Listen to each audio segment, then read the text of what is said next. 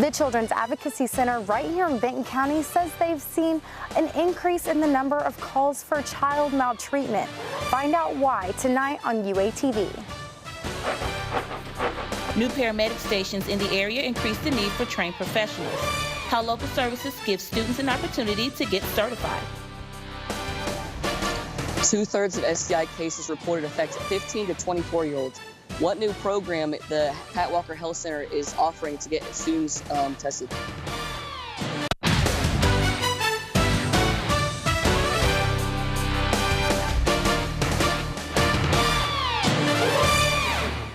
Welcome to UATV News at 7. I'm Jacqueline House. And I'm Delaney Majors. Thank you for joining us. According to the Centers for Disease Control and Prevention, sexually transmitted infections are at an all-time high in the United States. 2/3 of those affected are ages 15 to 24, which means campuses will increase treatment. UATV's John Fisher is live to tell us how the U of A plans to combat the infection. Thanks, Laney. I'm here live at the Pat Walker Health Center where they're launching a GYT, Get Yourself Tested, walk-in clinic where they're testing students for chlamydia and gonorrhea, the two most prevalent STIs on college campuses. Now, I did talk to Zach Brown at the health center, and he says that they hope this will impact the campus.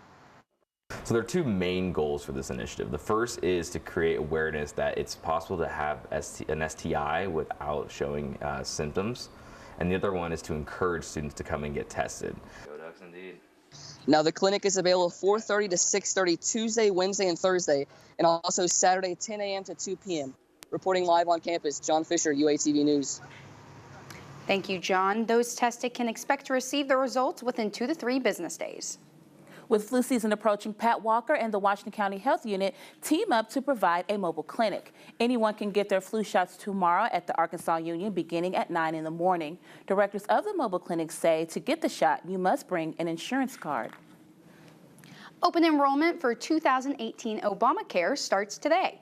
According to the Department of Health and Human Services, 80% of Americans can receive their insurance plan for less than $75 per month. Open enrollment in most U.S. states runs through December 15th.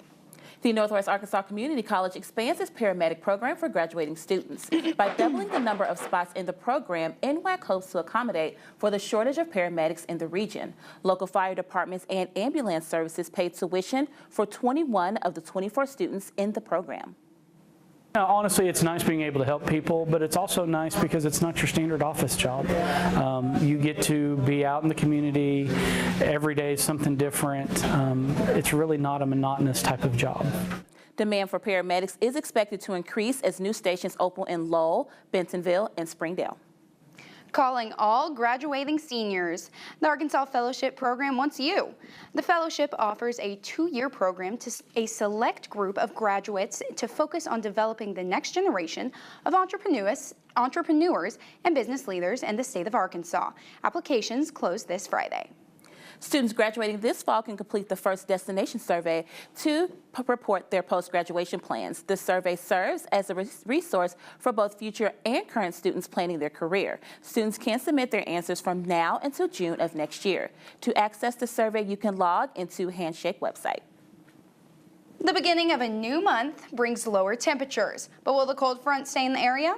Brabinda Alvarez tells us what to expect for the upcoming days in Fayetteville. Brabinda?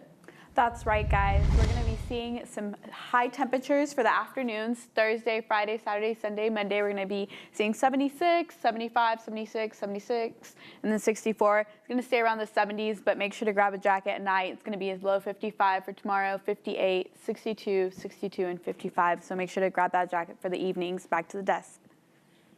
Fayetteville police arrested a local man at an apartment on Leverett after he turned himself in for killing a baby. According to the police report, Tyler Haas first said the baby fell down the stairs and he could not revive it with CPR.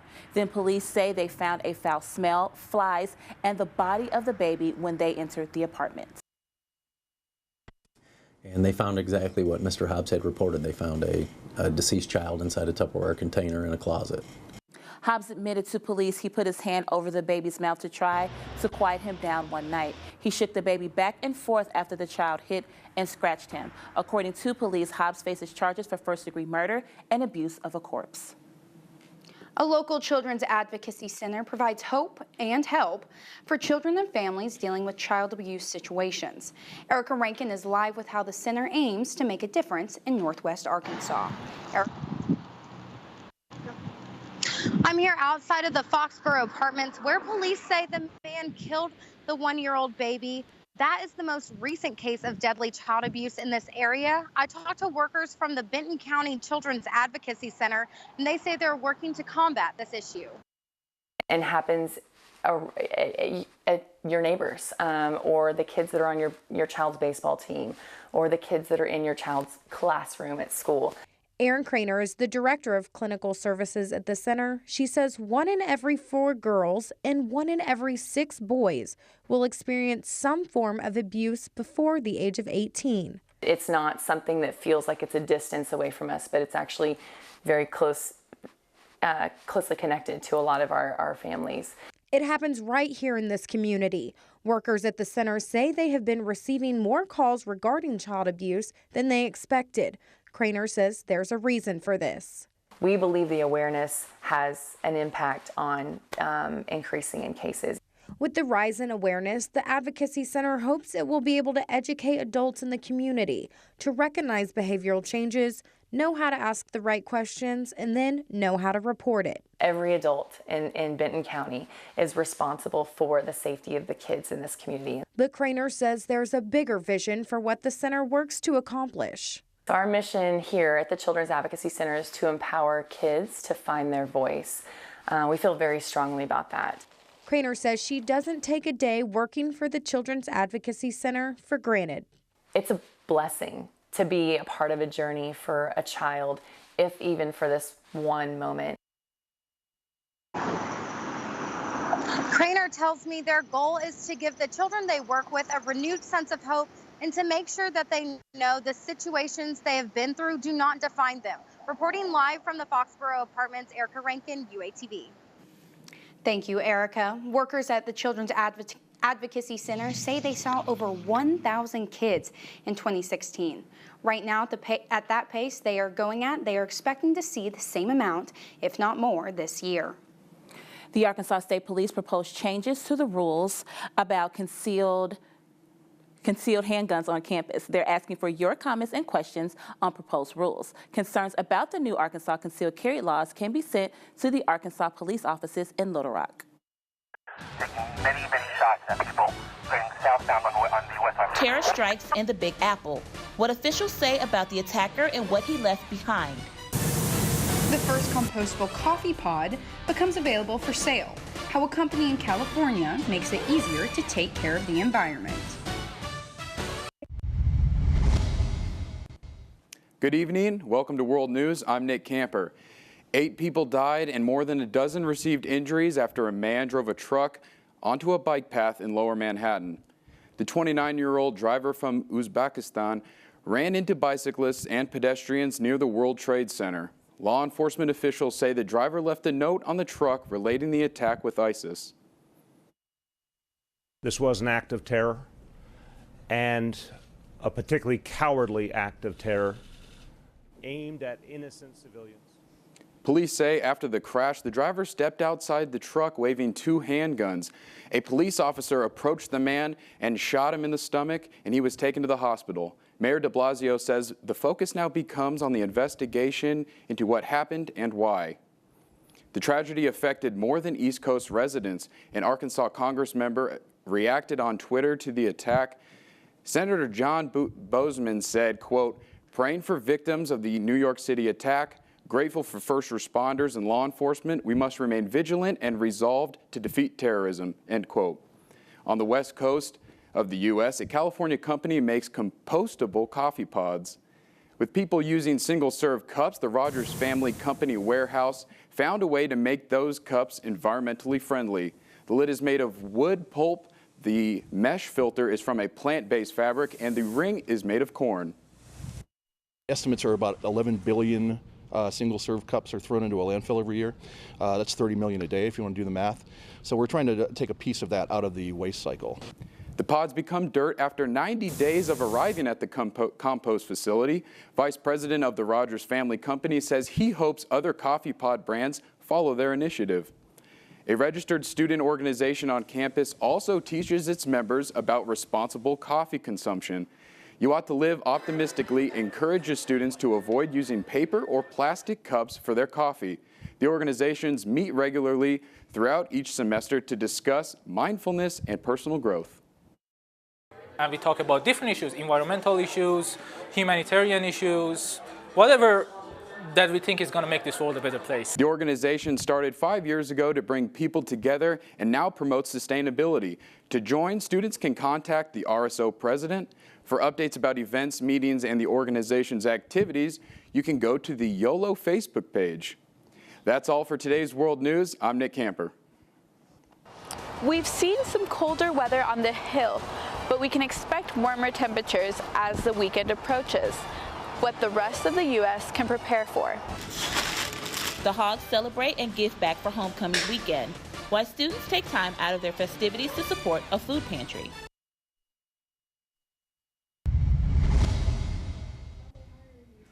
Welcome back to the show. We're doing weather tonight. We're going to look at our current temperatures. Here in Arkansas, we have a 61, and around Texas, it's in the 70s. You can see your West Coast, you're in the 50s and 40s, and over here, West Coast, East Coast is going to be looking in the 50s. And if we take a look at our next map, it's going to see some hot and cold fronts actually coming in as the week progresses. And then if we'll look at our next map, you're going to see all the wind and speed gusts coming in as it cools over. And we take a look at our next map, and it's going to see the dew point as the rain starts to come trickling in for the next week. And that's all the time we have for you today, so we'll take it back to the desk.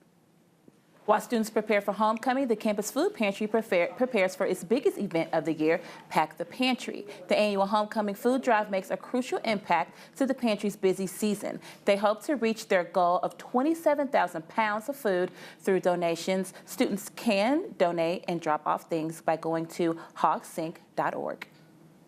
The U of A wants you to grab your Razorback gear and bring your school spirit. The 2017 Homecoming Pep Rally invites all students to celebrate Razorback traditions in preparation for Saturday's game against Coastal Carolina. Current students and Arkansas alumni will gather in the Greek Theater this Friday at 8 p.m. Mullins Library also celebrates alumni with a new exhibit. The display features letters written by former U of A students ranging from 1878 to 1950s. You can also find old photos, tickets, and programs. All can be found in the lobby of Mullins Library for the rest of the semester.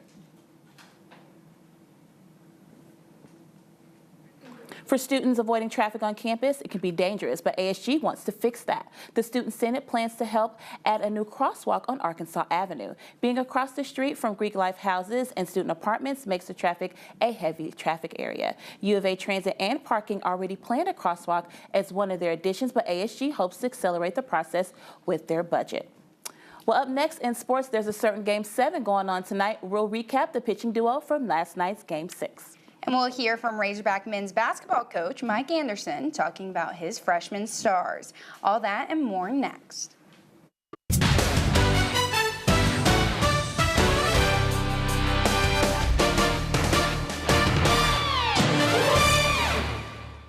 Well, hey, there's a little baseball going on tonight. I'm talking World Series, Game 7.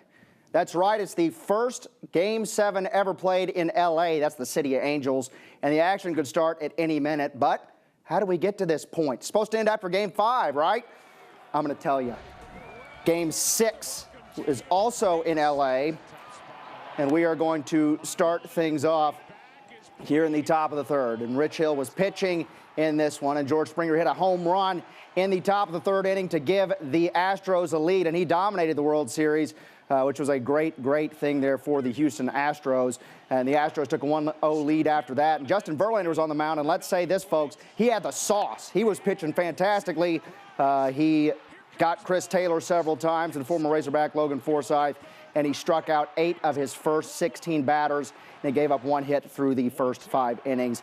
But then it all changed with a little flare from Chris Taylor in the bottom of the 6th. Josh Reddick could not make a play on it. First baseman couldn't make a play on it, and Austin Barnes came in to tie it with no outs. And the very next batter was Corey Seager. They thought it was going to be a home run. It went back and back and back, but it did not leave the yard. Reddick did make a play on this one, but the Silver Fox, Chase Utley, tagged up from third. And don't look now, but the Dodgers had the lead. In the bottom of the 7th, Jock Peterson, he looks a little bit surprised on the home run, but he'll take it. That was a home run to give the Dodgers a 3-1 lead. And Jock, he celebrated. I'm sure you could see that in the game, and that was his 3rd homer of the World Series. And it was the top of the 9th. Kenley Jansen closed out the game with a little strikeout of Carlos Beltran. We hadn't said that name for a while. He climbed the ladder, and the Dodgers climbed their way into Game 7. From L.A. to AR, the Razorback football team is gearing up for a game against Coastal Carolina Saturday. The Hogs are 3-5 and need to win 3 of their final 4 games if they want to go bowling after the season.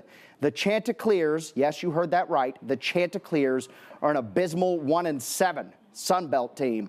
We'll see how this one plays out after that 3 o'clock kickoff. And if there's one former Razorback coach who had a lot of games go his way, well, that would be Frank Broyles.